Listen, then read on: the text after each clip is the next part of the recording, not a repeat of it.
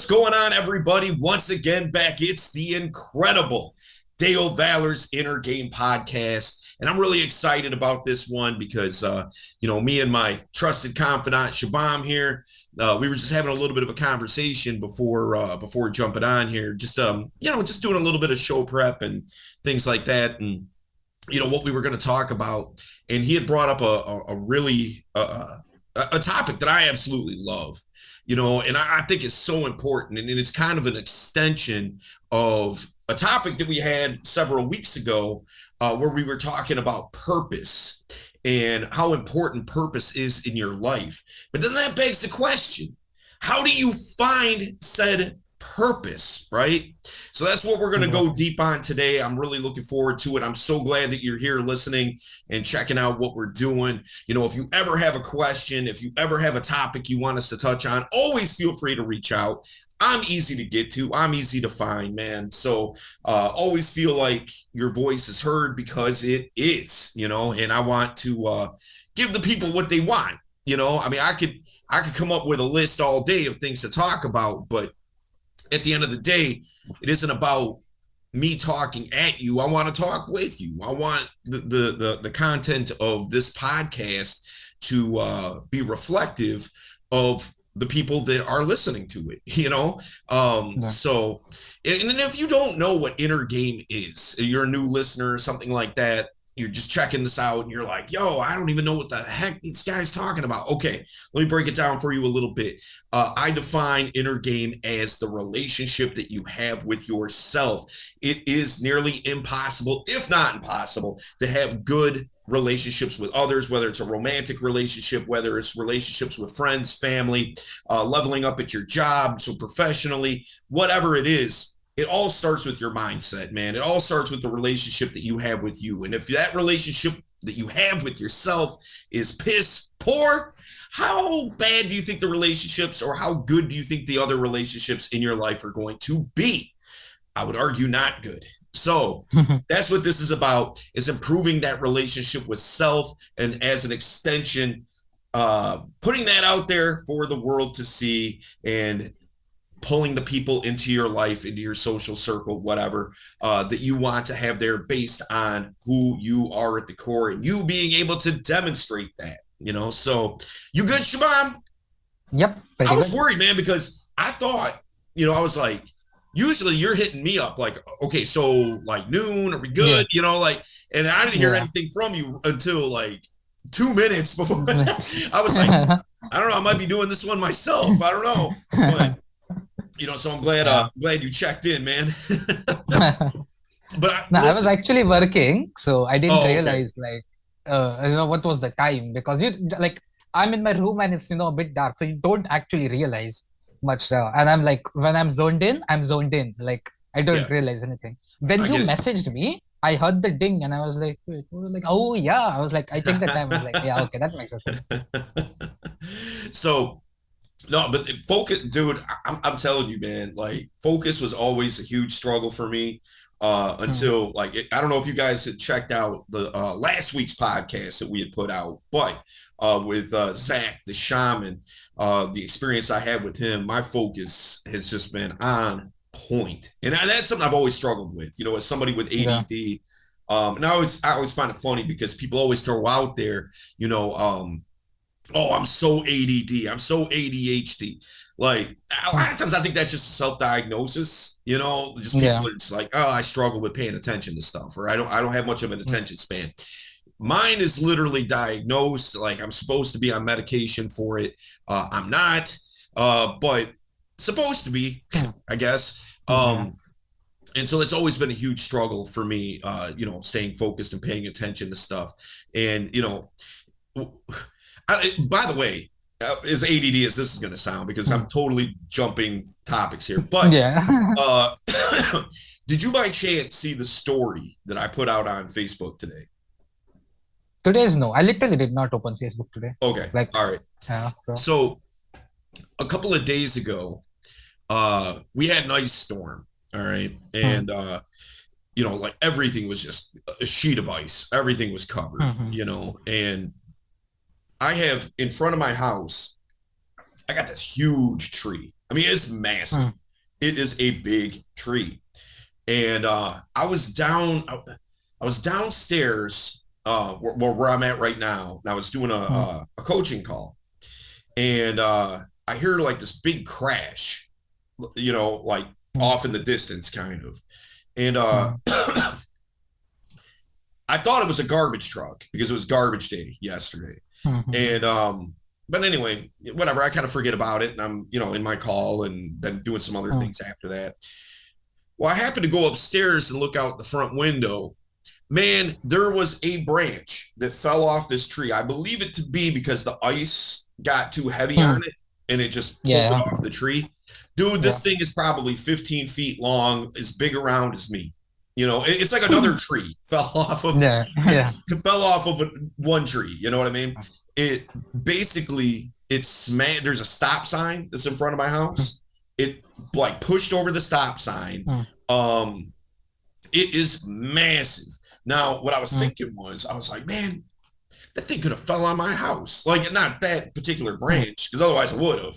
And mm. if a branch that size would have happened to come through my roof, that thing would have fell to the floor. Like I Yeah, said, yeah, 15 feet long, big around as yeah. me. That's big. Yeah. Yeah, man.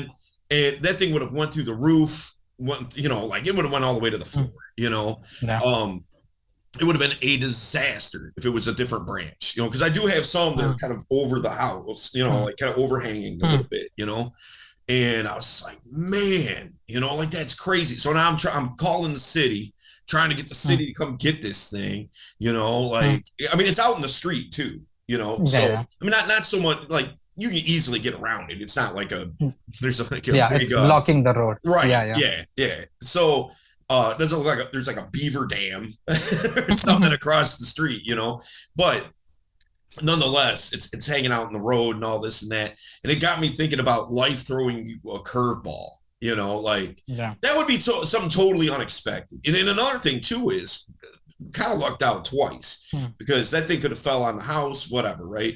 The other thing is the ice storm knocked out thousands and thousands and thousands of people's power. It's the winter, mm, mm. man. Like you gotta Yeah, have you have power. power to, Yeah. like heat your home and all that kind of stuff. Otherwise you'll be a popsicle. Yeah. And Mhm, like around me, because I was out and about mm, yesterday, and just, mm, some of the neighborhoods just mm, not far from me at all. All the street lights are out, all the mm, businesses mm, don't have power, so which would mean the mm, houses behind it also don't have power. And mm. so I was just like, man, lucked out on that one. But sometimes life throws you a curveball, you know what I mean? And so that was Yeah. just something I was talking about on Facebook a little bit. Just kind of trips me out, man. Mm. Like, man, had that thing fell 20 feet the other way, like would have went right through my living room. So Yeah. kind of lucked out. But yeah, man, purpose. So like we were saying before, these are not smooth segues, by the way. Yeah. But Yep. Yep. my broadcasting school education, I guess, leaves a little bit to be desired, I suppose. But Yep. nonetheless, purpose. A few weeks ago we were talking about that, and it was an excellent conversation. About it. I believe purpose to be so foundational and such a principle that should be instilled in people's lives that nothing should should supersede that. That should come Yep. second to nothing. Yep. It should not come before your relationships. It should not come before, just momentary instant gratifications. It should not come before things that like could be really, I mean, Mm, seemingly very important things in your life too. Like I said, relationships or, your career or, whatever else that is, important in life, your health or what, well, maybe I shouldn't say purpose comes before your health, but yeah. I would argue it's just as important as your health. True. Um, but nonetheless, I mean, it is, in my opinion, and I don't even think it's a matter of opinion. I think this is factual. I think Yeah. there has to be a reason for you to persist through life. You had Yep. brought up something in the conversation that we were having before jumping on here. You had said something about like people living paycheck to paycheck. And the way that I take that is, not a literal paycheck. Like it's just Yeah. muddling through life. One Yep. day just leads Exactly. into the next, leads into the next, leads into the next. And interestingly, and I think I may have touched on this when we were talking about this a few weeks ago, but you know, one of the things that I have people do, and this is a good exercise for anybody, it's a little bit morbid, but I think it's important. You know, the average lifespan for somebody, we'll just say 75 years. I think it's probably a little bit more than that now. It depends on where you live, I suppose. But Yeah. but we'll just say 75 years, and I don't know about you, man, but months fly off the calendar. Yeah, Like, you don't realize how fast time flows, yeah, dude. especially in the current way, because like you sleep, you watch TV, you watch something on the net, you watch something on Netflix, you watch something on the phone, and by the time you realize it's already the next day, and the cycle repeats. It's like Yeah, man. so easy to lose track of time. Yeah. And Go ahead. yeah, I didn't mean to cut you yeah, off. no, I was saying basically your existence just floats away. You don't realize when things just happen, like months, years, I mean, even the time, just take it for perspective. The first time we met, okay, it doesn't seem that far off, but it Yeah. is it's been more, it's been a year, right? Or more, if I'm not wrong. Oh, it's been like two or maybe Yeah, more, exactly. you know? Yeah, exactly. But it doesn't feel like it, because it was for us, because of the time dilation, we think maybe it was like a couple of months ago or something like that. But in reality, it was so back, man. Like we've been, you know, getting in touch with it for so long. But Yeah. that's the thing. You Yeah. don't realize how time flew. Yeah. Because you started working with me before I was with Modern Flirting, you Yeah. know? And so this October, the October of this year will be 2 years for me being a part of Modern Flirting, you Yeah. know? So yeah, well. So it's way more than 2 years. Yeah. So Might like even a be year and a half, three. like I've been with a year and Yeah. a half essentially with Modern Flirting, Yeah. you know? Yeah. So yeah, man. I mean, but here's the thing about it. You're right. It's easy to lose track of time, man. It's about to be March. Like next week is going to be March. Man, to me, it just seemed like it was Christmas. Yeah. Exactly. You Like, don't realize it was just New Year, a couple of yeah, days ago. it's about to be spring here in a minute. Yeah. So like months fly off the calendar, man. And so one of the things that I have students do to kind of recognize the value of time, is to say hopefully you live longer than 75, but the average is the average for a reason, Yeah. um, so like, okay, we'll just say it's March. All right. So, which would mean what? That there would be April, May, June, July, August, September, October, November. November. Right. Yep. So 10 that's months. 9 months. A quarter of the Nice. year Yeah. would already, Yeah. yeah, a quarter of the Yeah. year A would quarter. already be gone. Right. Yep. So, so that's 9 months left for this year. We'll say that you are 30 years old. Okay. So 30 years old, you have 45 calendars. So 45 times 12 is what? 450, 540 plus 9, 549 months that you would essentially have Yeah. to live on this planet. Okay. So thinking about how fast those months fly off the calendar, that kind of puts it in perspective. Yep. That doesn't seem like that many months, man. Yeah. 549 months. That's gonna pass so fast. And let's be honest. Even though we will live to, let's say we live till 75, the last few years won't exactly be fun, because you Well, get so maybe it many will, maybe it issues. won't. But But nonetheless, yeah. and you're right, anything could happen. Like Yeah. maybe at 70, I don't know, whatever, get dementia. Yeah. You know what I mean? Or No, whatever. and in general, the way we are active, the amount of power and energy we have now, we won't have that energy at 65, 70. It's just facts. Yeah, I don't So have the same energy that I had when I was 25. exactly. I mean, I don't. I mean, I think I have good energy for my age, but it's For not like age, it yeah. was when I was in my 20s, certainly. Yep. you know, Yep. takes longer to recover from stuff. Like just this week, man. Um, Last week I'd gotten back into the gym, but it was all cardio. Mm-hmm. I just wanted to get Mm-hmm. back into the routine of going, and I was still coughing a lot, so I didn't really want to Mm-hmm. lift while like coughing real heavy and Mm-hmm. stuff like that. This week I got back into lifting, Mm-hmm. and I'm sore as hell, man. You Yeah. know what I mean? After like basically 2 months of not being in the gym, like I'm sore, dude. Yeah. And that recovery time, it's just not what it used to be. It just isn't. And so, to your point, just because you have those months on the calendar doesn't mean they're going to be quality of life months either. Yeah. So that really, to me, puts it in perspective of like, man, you're from cradle to the grave, man, womb to the tomb is not that long. It really Yeah. is. And that's why it's so important to get honed in on that purpose, so you're not just muddling your way through life day after day. The days are almost interchangeable to where it's like, Tuesday could be Friday and Thursday could be Yeah. Sunday because it's all pretty much the same day. Um, Exactly. that's a problem, because it's like that you see so many people who suffer and deal with depression and things like that. Mm-hmm. And I'm not trying to minimize the severity of that at all. But what I am saying is this, I find that I kind of struggle with mild depression a little bit, like Mm-hmm. it's not something that's really debilitating to me.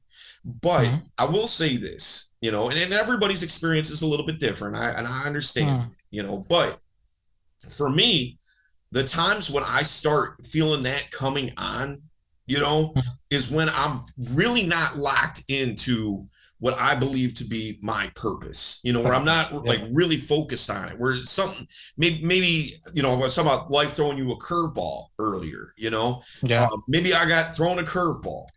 Um, and it could be anything, and where I don't feel as though like I'm just kind of going through the motions, like I'm still Yeah. engaged with it, with coaching, which is for me is Mm-hmm. my purpose. I'm still engaged with it. I'm still but I'm just kind of going through the motions. That's why it's important for me inside of my purpose to have new things to work on, where Yeah. it's not just like, okay, we got everything in place, let's just coast, and see where this goes. I constantly have to be working on something, whether it's the book I'm working on, whether it's this podcast, whether it's me leveling up in my coaching, or there's a boot camp coming up, Mm-hmm. or there's a retreat coming up, or whatever. Like there has to be something new on the horizon for me, Yeah. because Yep. otherwise then I start feeling that depression kind of creeping in a little bit. Yep.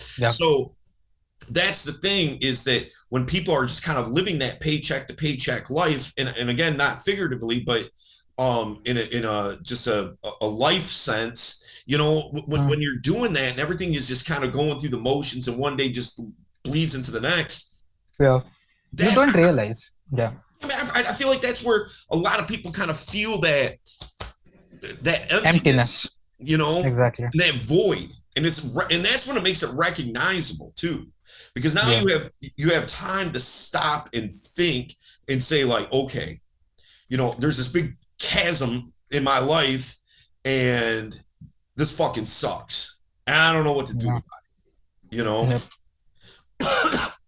So that begs the question: how does one find their purpose? I get asked that a lot, man. I really do. Mm. And it's a noble question, because what that tells me is that when somebody is asking that, one, they don't think that they're on their purpose. Okay. Yeah. Okay. Fair. All Yeah. right. But But yeah. two, that tells me that they do want to be. They want to get it figured out. Yeah. They want to know, like, why do I wake up in the morning, man? What gets me out of Yeah. bed outside of the obvious? Like, well, I have to Yeah. Have to take a work. shit Yeah. or something. You know what I mean? Like, outside of the obvious stuff, what makes me excited about getting up in the morning? What gets me excited in life, and things like that. And so, here's the thing, dude. One of the and I know that we had kind of went through this exercise before, and I think that this is a really Mm. important exercise in determining, what your purpose is. When you ask somebody who they are as an individual, see, your purpose Mm. is an extension of you. You know, Mhm. I can't take Shabam's purpose and make it mine. Now I Yeah. could work on whatever his purpose is, Mm. and maybe I even get proficient at it. Maybe I even get Yeah. good at it, but that doesn't make it my purpose. It's just a new skill that maybe I learned. Like Yeah. you're a techie kind of guy. I'm not. Mm. Maybe with enough time, sitting and working on it and things like that, yeah, I might get marginally better, Mm. and who knows, maybe I kind of find my niche and kind of get a few things figured out. Maybe I do Yeah. get proficient or good, but still, Mm. it's not going to be, and it will never, ever be a thing that I get excited about, ever, Yeah. you know, Yeah. like I don't get it. I don't get how you Yeah. do it, man. To be honest, like the slightest computer issue, the slightest thing that happens, an app doesn't pop up on my Yeah. phone when I hit it. Like I'm Mm. ready to like rifle it through the wall. You know what I mean? Like it drives me nuts. Like, I can't conceive how somebody can sit there and figure out an issue and enjoy doing it when it comes to tech. Like, Yeah. but you do. Like Yeah. you I've like it. actually yeah, like for me, see, like you said, right? If something doesn't work, for me, it's like, what exactly is happening? Like, I like the concept of troubleshooting, Yeah, finding out what's wrong, trying different things. I also like min-maxing. Min-maxing is the sense, like, say, like making sure that my computer runs like the best possible it can. Now, generally, everything is at, like, say, factory settings, right? Some people like to mess around with their cars so that they go faster than intended. A yeah. similar thing is like, I like tinkering like that. Now, I know most people don't like it, like it's just not their thing, and I do get that. But for Mhm. me personally, it makes me happy. I Yeah, mean, I'm not getting paid for it. I just like it. Like, right. It it's doesn't just have, and that's a great point, man. Your purpose doesn't mm, have to be your job. You know, yeah, um, it can be. It can be your mm, job. It is something that I think most people can monetize and things like that. yeah, But it doesn't have to be that. As a matter of fact, your job, maybe like we'll say you got a guy who is, I don't know, he works in a factory. Okay, he's got mhm, a 9 to 5, works in a factory, and he tolerates it. It's not something he mhm, like loves doing. mhm, It's a job, man. Like mhm.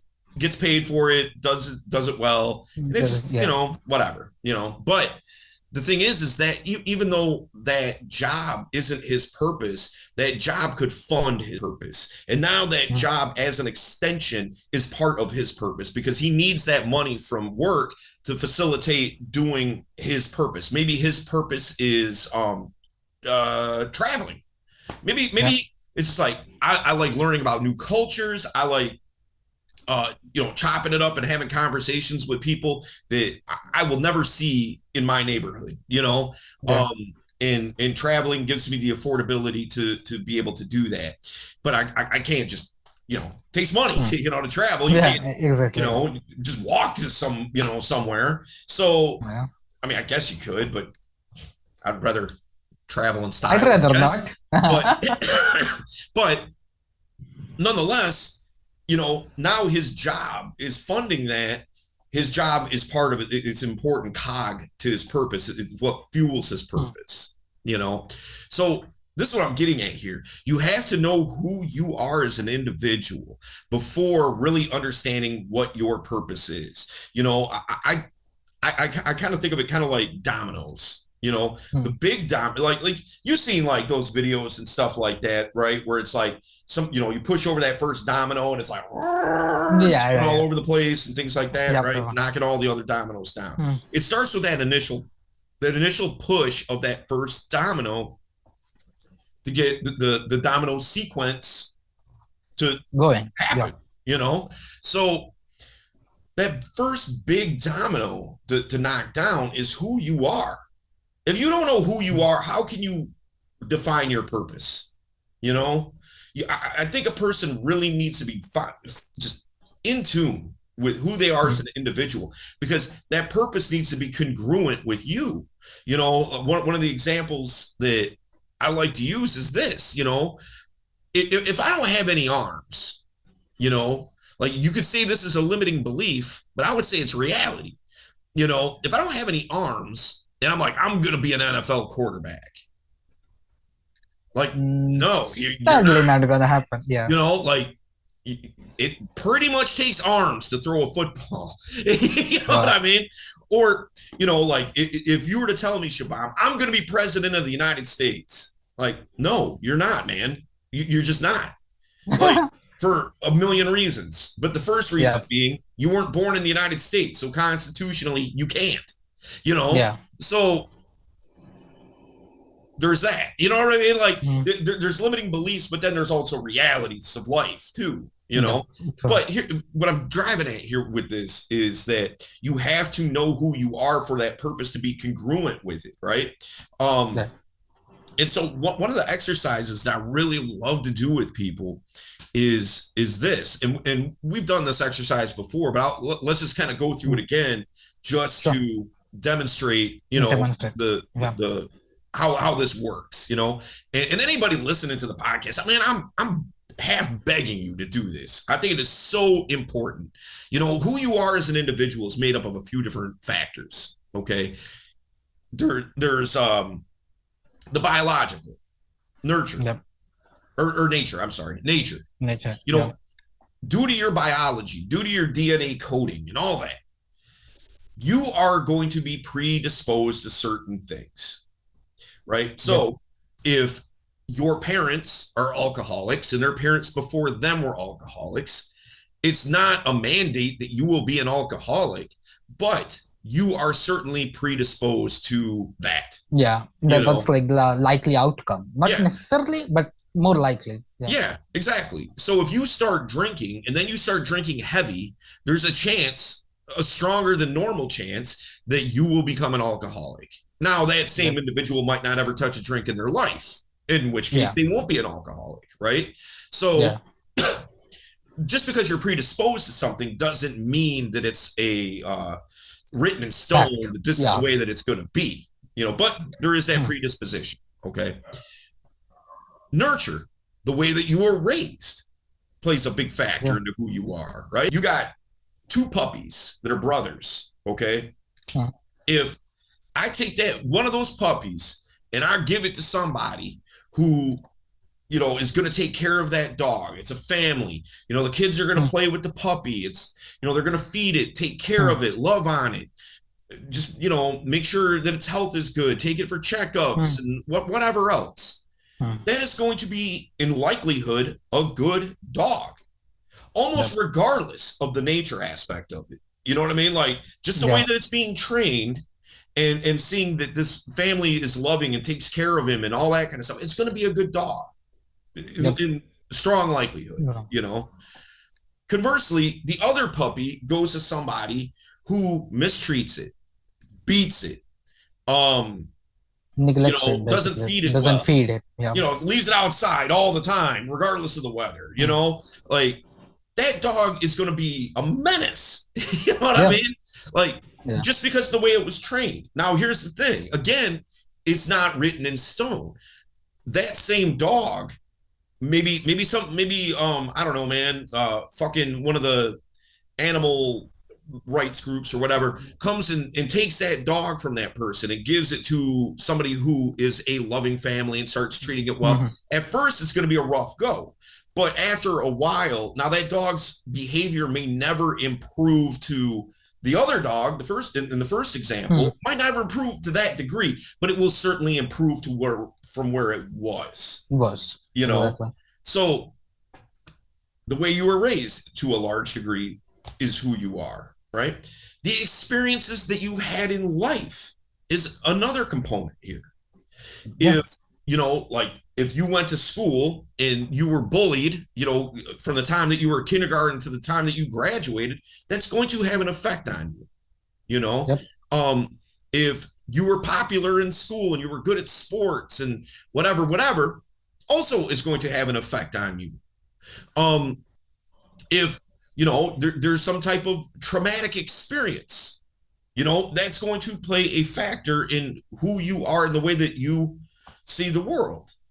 Like one woman that got severely raped and beaten within an inch of her life, and some woman who gets treated well by men and gets married to the love of her life and all this and that.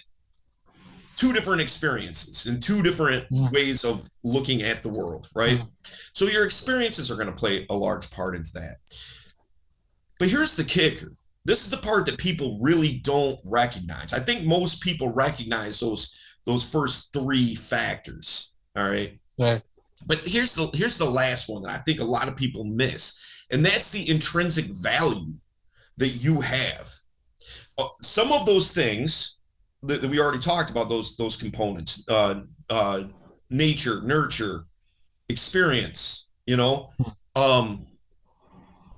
me speak on experience a little bit more. Actually, something just popped in my head. Where you were raised can play a large degree into your experience. Like I'll use myself as an example here. I was raised in a predominantly black area. Okay. Most of 80% of my friends growing up and that I hung out with, chilled with, in particularly at junior high and high school, were black. I can't tell you how many times, a million times, I don't even notice it at this point. Where I'm the only white dude where I'm at, like it's happened a million times, and I don't care, like it doesn't bother me or anything like that. It's not like I'm looking for the other white person, like gotta find my kind, what I mean? But I don't care. But at the same time, that has shaped in part who I am. Had I not grew up in that environment, and we'll say that I grew up in 100 miles from here, out in the boonies, out in the country somewhere, my experience of life will be significantly different. The way that I talk, the diction that I use, the vernacular that I use, all those things would be different. They just would. Who knows, man? Even the kind of music that I like and all that kind of stuff might be significantly different. The tastes and things that I like, and just whatever. There would be a lot of differences, I'm sure. So sure. So that's going to play a part, right? But circling back to intrinsic value, all those things shape your intrinsic value, and a lot of people don't know what intrinsic value even is. So that's why this exercise is so important, as to show you the value that you bring to the table. Okay. So Shaban, if there's one quality or characteristic about yourself that you respect about yourself more than any others, what would that thing be? I never think that I can't do it. Okay. That's kind of the best thing. It's like, I know I can do it. I need to put in the effort, but it's like, if I decided I'll do it no matter what, I'm going to do it. So like, a can-do attitude. We'll just summarize it as that. Okay. Cool. All right. If there was a second thing, what would it be?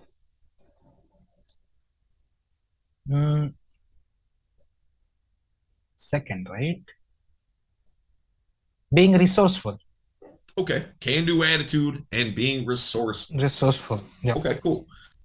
What about a third thing?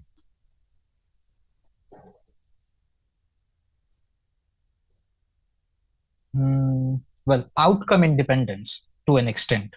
Like, again, it's not like the perfect way, but I'm still like, process I would say it's one of my, is the way I would. Yeah. Okay. Yeah. Okay, cool. So can-do attitude, resourceful, and process oriented. Okay. Now we'll say that there's 8 billion people on Earth. A quarter of that is in Shabam's neighborhood. Might be more. But we'll say there's 8 billion people on Earth, right? Yeah. Of those 8 billion people, How many of those people have a can-do attitude to the level that you do, or at least a level that you respect? I know there's no way to know this, but I'm just saying if there was a percentage guess, gun to your head, you have to give me a percentage. Maybe 20, 30%. Okay, let's go with 25. We'll split the difference. Yeah. Okay. Yeah. So that means that 6 billion people are eliminated. So there's 2 billion people, right? Okay. Of those 2 billion people left, how many of them are resourceful to the degree that you are, or at least that you respect? Probably 15% out of that. 50? Is that what you said? 15. Okay, wait. Sorry. Out of that, right? Okay. Out of that 2 billion. So, probably 40%. 40%. Okay, so 40% of 2 billion is 800 million. Okay. So, boom. A lot of people gone, a lot of people left. Yeah. We're basically at 10% of the population right now, right? So 800 million people. Of that 800 million people, how many of them are process oriented to the degree that you are? Probably another 30 or 40%. Okay, we'll say 25 just to make the math. Yeah. All right. Yeah. You give me like some like weird 3.178, like give me pi. Pi. Yeah, that's what I was thinking. All right. So okay. Let's say 25% for that. All right. So 25%, right? So we're down to 200 million people. Still a lot of people, right? But a lot of people, way more people gone off the table, right? Yeah. But now what if there was a fourth thing, a fifth, a sixth, a seventh, an eighth, a ninth, a 10th? Okay. As this continues, more and more people are eliminated, right? Yep. Eventually, what's going to happen is with more characteristics and qualities that you put out there, eventually it will become a 1-to-1. Yep. All right. And you will be the only person. Say you come up with 25 things. Now, I say that, and you're like, man, 25, because like we got to 3 and you were starting to be like, yeah. But here's the deal.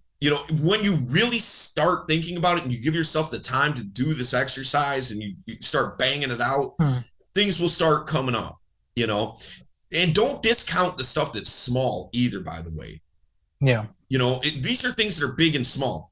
Like you may say, I don't know, I keep my sneakers cleaner than anybody I know. Like, man, do I keep my sneakers clean? Well, okay. You may say, well, who cares about that?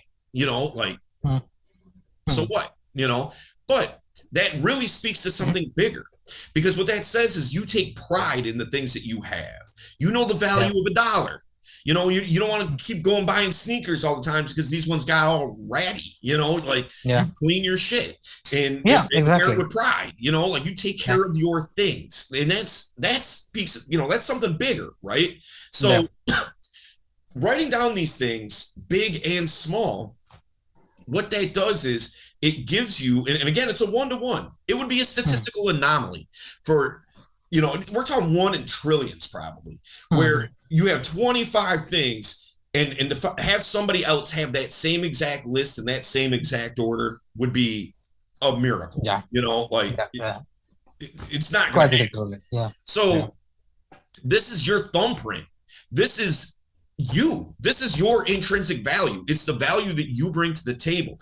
These are things that you can be proud of about yourself, that like, look, you go to talk to this girl, whatever, and she isn't with it. Look at all this dope stuff that she missed out on. Exactly. Look at all these characteristics and qualities that you have. And 99.999% of people have no idea what they bring to the table. They have the gist of it. They have a vague idea. Yeah. I'm a hardworking guy, or they might know 1 or 2, maybe 3 things. I'm a hardworking guy. I got a good sense of humor, and I like to have fun. I'm a kind guy. That's like the most general one we see. Right. But yeah. They have some vague sense of it, of course, but it's not dialed in. It's not something that they know concretely.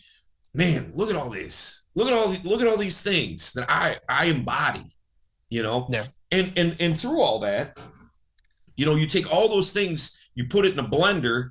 What comes out of that is your worldview, the way that you perceive the world to be, the prism that you choose to look at the world and say that this is how the world works. Okay. Mm-hmm. Now, excuse me. Once you know that, now it can relate to purpose.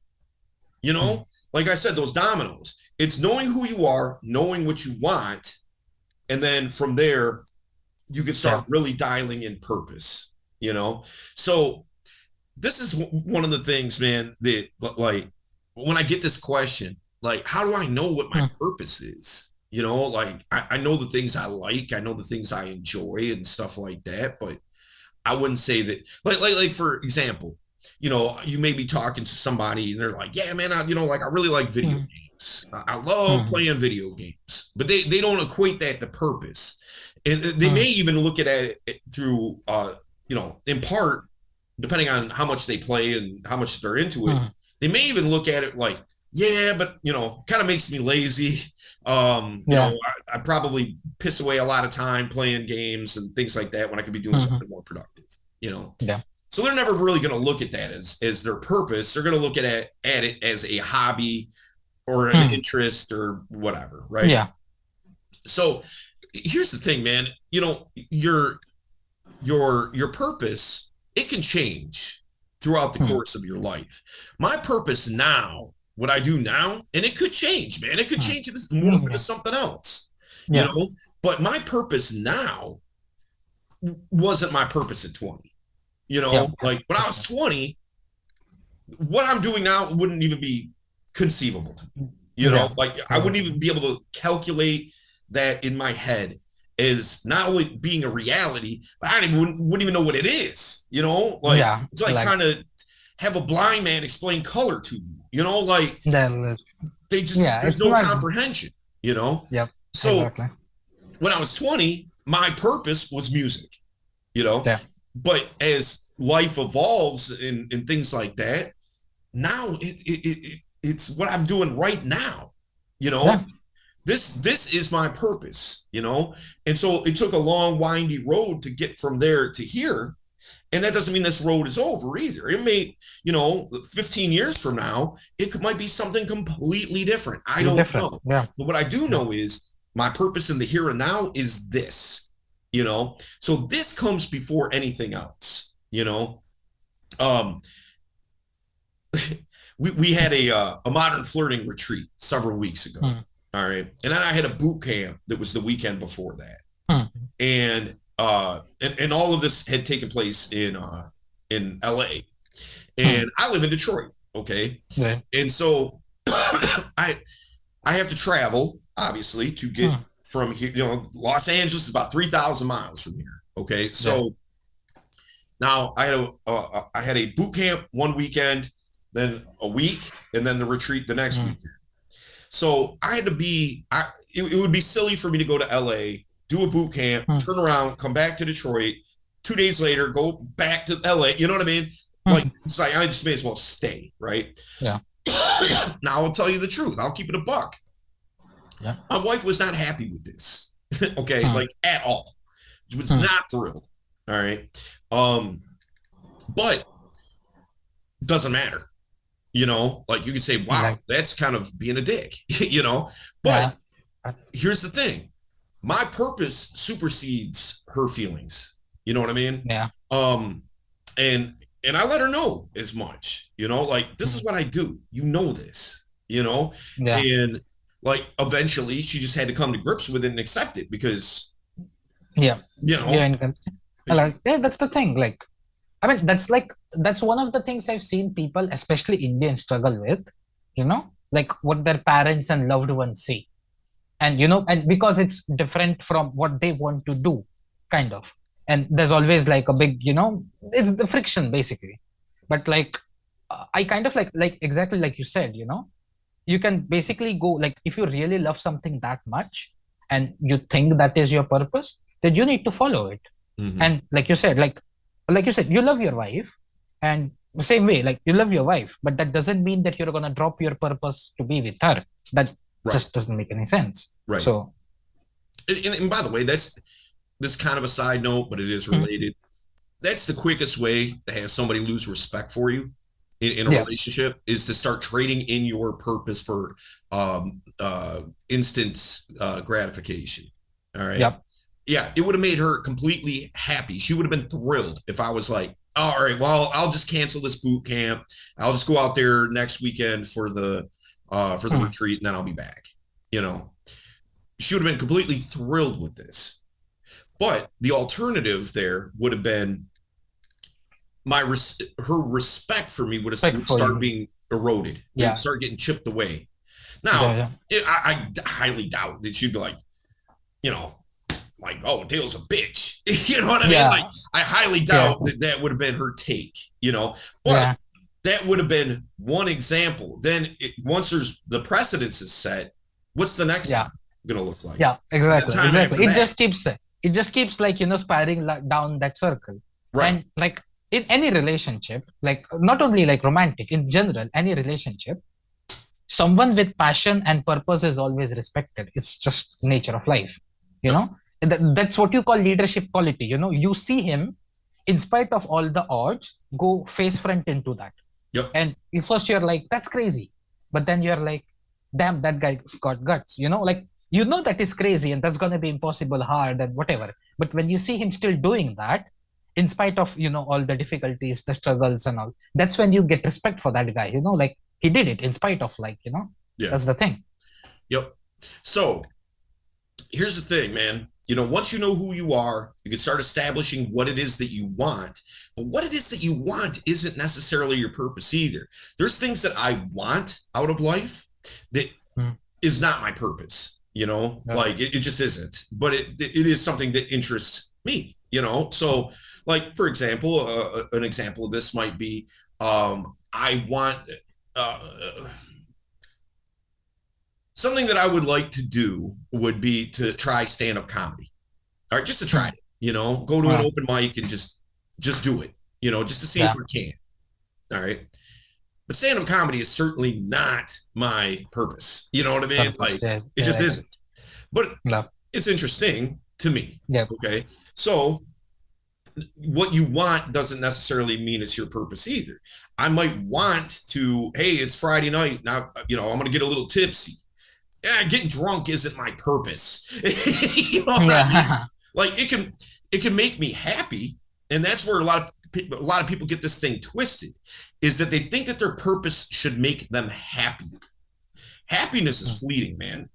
Like, you know, what a result of having purpose should look like is fulfillment. Now, fulfillment can make you happy, but it shouldn't be the directive. It shouldn't be the goal to be happy with fulfillment. The goal should be the fulfillment in and of itself. And if happiness is a byproduct of that, fine, great. Fine. You know, there's tons of things inside of what I do that make me happy.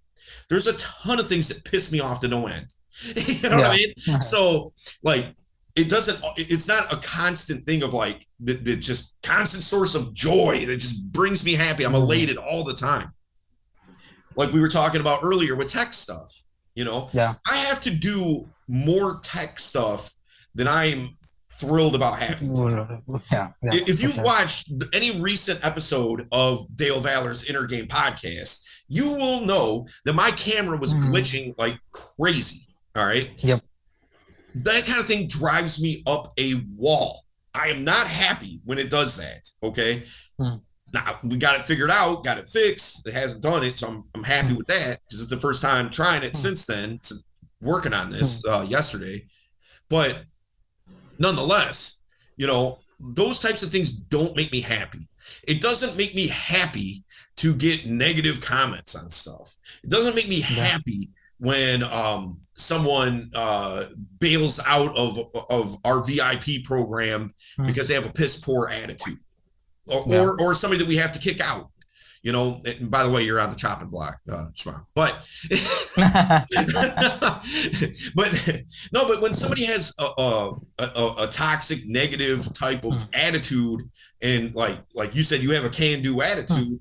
A lot of people who have a can't-do attitude, right? So those people have to be addressed and handled, because it's not good for anybody. And I hate doing that stuff. You know, it does not make me happy, but it's part of the process of that fulfillment. I feel fulfilled in this. Doesn't make me happy when somebody, I get a DM and they're on the brink of suicide or something. Yeah. I'm not happy about that. No, this is awesome. You know what I mean? But I do get fulfillment out of the fact when I talk them off the ledge. Yeah.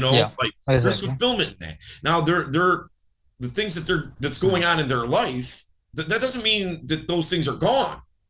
Yeah. It just means that now they have to turn around and actually face it, Yeah. which drove them to that ledge in the first place. So that doesn't make me happy that they're going through a bunch of stuff. So Exactly. that's not what purpose looks like. It doesn't look like, hey, fun, good times, party, party. Yeah. Like, You know, exactly.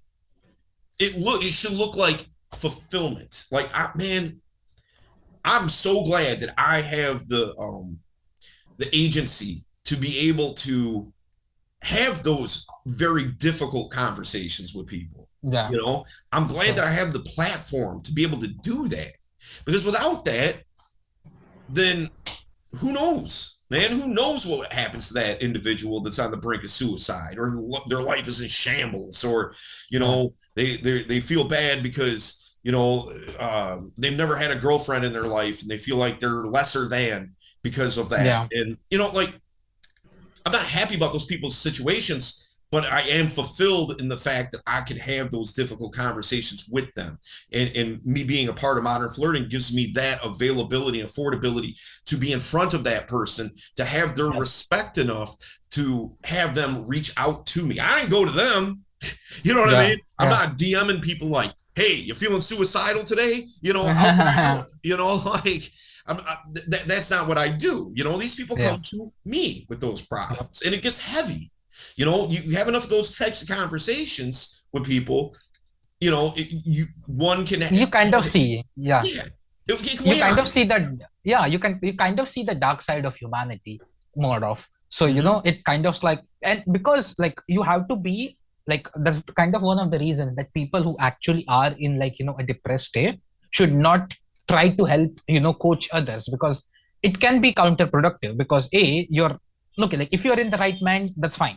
But Mm-hmm. if you yourself are in, like you said, like, depressed, or like you yourself are not in a good spot, and then you come across many people telling you sad stories, Yeah, of how like worse this and this, it kind of in the back of your subconscious reinforces that, this world is not good, or, it just yeah, reinforces the negative feelings. And then, it's yeah, just a matter of spiraling down that, and it's yeah. just a It dark can road. very easily put you in like a nihilistic type of Yeah. mindset. Mindset. Yeah. But here's the thing. So again, this comes back to, well, so all right, that's all cool, Dale, Hmm. but how does one find that purpose if you don't know what that purpose Hmm. is? All right. This is one of the things that I have students do. Um, I'll tell a quick story about a guy. Hmm. Okay. So this guy was somebody that I was working with here local to me. I think he was Hmm. the last student that I had independently of Modern Flirting. Hmm. I think it was the very last guy I was working with. Um, so now this guy, he grew up in northern Michigan. All right. We Hmm. called up north. And northern Michigan, there is nothing up there. I mean, nothing. In the summer, people go up there camping and stuff. But I mean, really, like, it's very small town America. Like, there's just nothing up there, man. It's just the Yeah. boondocks. And so um, that's where he grew up. He had Hmm. moved down to Detroit to get a job. He got hired at this Hmm. place downtown and never lived in like a big city or anything like that in his life. And so he, here's the thing: he had never been around black people. Okay, Hmm. like it's very rare up north. Okay, Yeah. so I'm not by any means suggesting that he was racist Hmm. or anything like that. It's Hmm. just it just wasn't part of his experience, Yeah. and being around other cultures and things like that. And so um one of the things I had him do to start stretching his comfort zone and start being able to feel like that he could adapt more to situations was I had him go to a black comedy club, like in Mm, the hood, you know, mm, and he goes and he was the only white dude there. Okay. Like, mhm, and what he found was because, we build these narratives mm, about people and we mm, have these preconceived notions and things like that. See, that was scary to him. mm. It, Right. it just was. Mm, And so by him going, he confronted that fear, which I give him massive mm, respect for. He confronted that fear. But second to that, those narratives that he had in his head were destroyed because yeah. everybody there was super welcoming to him, Mm, to tell him like how great it was to have him there, mm, and he had a great time being there.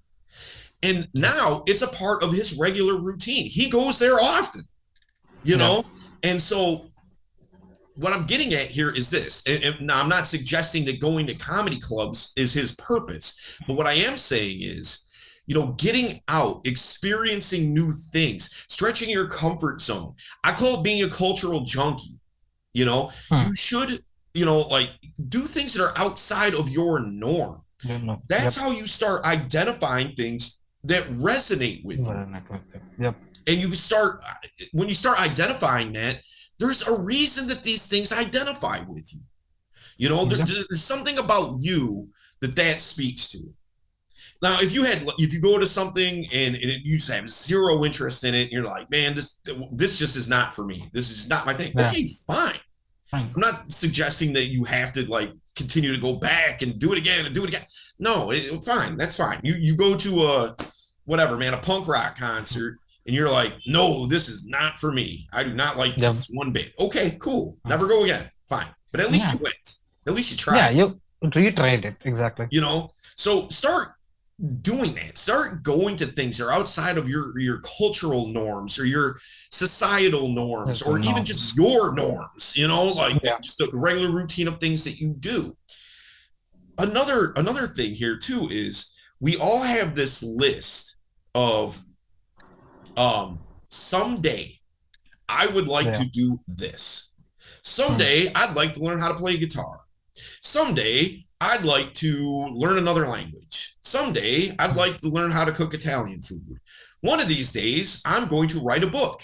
You know what I mean? Like we all have mm. these things that are like one of these days it gets put on the Yeah. back burner, right? Make those days today. Start doing that Yeah. stuff in the here and now. Because when you do that, again, there's something about that thing that speaks to you. There's a billion things, interests that could potentially speak to you, but not all of them do. You know what I mean? Yep. Exactly. There's these certain things that do though. Those are the things that start undertaking. Those are the things to start experimenting with because you don't know. You may have a natural disposition to that thing. And maybe like, hey, I'm going to start going to Mm, Toastmasters and learning how to speak publicly. mm, Okay, cool. Try it. Go do it. mm, And who knows? Maybe you're the next Tony Robbins. I don't know. mhm. But at a minimum, it's something that speaks to you. So if you don't know what your purpose is, I will give you your purpose right now. You may say, wow, Dale, like That was that's fast. a bold statement. Well, Yeah. so be it. Okay. Here's your Yeah. purpose. Your purpose is to find your purpose. Okay. How do you find your purpose? Everything I just told you. All right. Yep. Start going to things. Start going to, like whatever, man. Go to a ballet. Go to a Christian rock concert. Go to the Explore zoo. Go to, basically. Yep. the circus. Go to the whatever, man. Just Yeah. try Live new life. things. Yep. And then also hobbies, interests, things that kind of speak to you like that. Bare minimum, worst case scenario is that you now have a new skill. Yeah. Nothing wrong with that. Yeah. That's the Exactly. worst case scenario. Best case scenario is you're like, wow, like this man, I love this. Love this. Exactly. You know, like, man, this speaks to me. You know, maybe it's taking an art class. And it's just so has it that you know, have this artistic talent that you never recognized before. Yeah. You know, the best basketball player on planet Earth may have never ever picked up a basketball. He wouldn't know. Like that's Yeah, the thing. Like even I, like for me, my friend showed me, like, he had just taken me to the gym one day, and that's how I got into it. I was never an outdoor like gym kind of guy, but yeah, now I love gym. I generally don't skip it, like unless I have like really some important meeting or something. But yeah, I'll actually make time to be there just because I enjoy it. It's like my mhm, own, chill therapy session. Like I just love gym, yeah, and I'm actually not that much of an extroverted, outdoor sports kind of guy. But gym is an exception. I literally love it. Like I might actually love other sports as well, but yeah, like the first time I went to gym, I was like really happy. Now I yeah. was sore as hell, but really happy. I can relate. But yeah, I mean, that's a perfect example. You don't know till you know. No. Yep. And in order to know, you have to experiment and see, right? Yep. Maybe you go to the gym and you're like, man, like I just don't like it, you know, whatever, you Mm. know, and you figure out other ways to maintain your health. You know, maybe you get a Yeah. treadmill or, you know, in a, I don't know, some weights at your house, you know, like Mm. whatever, you know, but at a minimum, you went. And then Yep. you're like, okay, like I dig this, you know, like I'm gonna Yeah. keep coming back. And out of that coming back is consistency. And inside of that consistency becomes a lifestyle. And out of that lifestyle develops a large part of who you are, you Exactly. know? So I think we're good. Yep. I think we got Yeah. we So covered guys, everything. listen, man, do the exercises that I broke down for you. You know, like it's one of my biggest pet peeves is like, man, and I'm not saying this from some type of like egotistical statement or anything like that. But nonetheless, I'm giving you gold, man. You know, like Yeah. it drives me up a wall when I'm giving somebody just something that can be super Everything. Yeah. transformational for them, and they're like, and they acknowledge it, like, wow, that's yeah, okay, like that's like I like what he's saying here, and then they don't do Yeah. anything with it. You know what I mean? Like it's drives me up a wall. So do the exercises, and I tell you, I'll take it a step further. Not only do the exercises, but get in touch with me. Let me know how Mm. it went. Let me know how it's coming along for you. I will give you, you know, like I'm easy to talk to, man. I will give you more. When Yeah. somebody Like free shows insights. diligency, Yeah. I'm down. I'm down to Yeah. help that person, you know? Exactly. So here's the deal, guys. If you are not a member of the Inner Game, the Modern Flirting Inner Game Facebook group, the link will be in the description. Become a member there, man. We have these types of conversations all the time. You know, it's an open forum for you to be able to post questions in relation to inner game, in relation to dating, in relation to your professional life, whatever. You know, like that's what it's there for. And so take advantage of that, man. You know, you got we just got over the 3,800 mark. So there's 3,800 individuals in there with a similar mindset. And so, look, there's so many guys in that group that want to encourage you, that want to help you improve, and myself included. I'm in there every single day, man. You know, so Yeah. take advantage of these things, man. Take advantage of these free tools that are given to you, and run Yep. with it, man. You know, so all right, well, that's what's up. Listen, guys, have a great week, and Yeah. I will talk to you soon. Yep. Cheers. Bye bye. Peace.